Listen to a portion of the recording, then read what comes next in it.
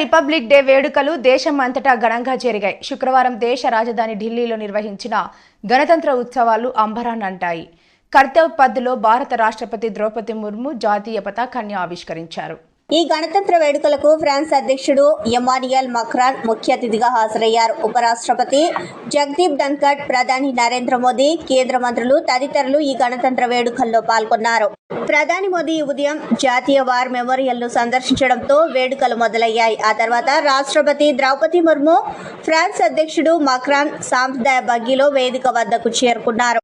దాదాపు 40 ఏళ్ల తర్వాత గణతంత్ర వేడుకల్లో రాష్ట్రపతి మళ్లీ ఈ బగ్గీని వినియోగించారు. కర్తవ్య పథ్కు చేరుకున్న తర్వాత రాష్ట్రపతి జాతీయ పతాకాన్ని ఆవిష్కరించి గౌరవ వందనాన్ని స్వీకరించారు. ఆ తర్వాత శకటాల ప్రదర్శన ప్రారంభమైంది. ఆ తర్వాత జరిగిన పెరేడ్, ఇతర సాంస్కృతిక కార్యక్రమాలు అలరించాయి. ఈసారి జాతీయ మహిళా శక్తితో పాటు ప్రజాస్వామిక విలువలు ప్రతిబింబించేలా వేడుకలు నిర్వహించారు.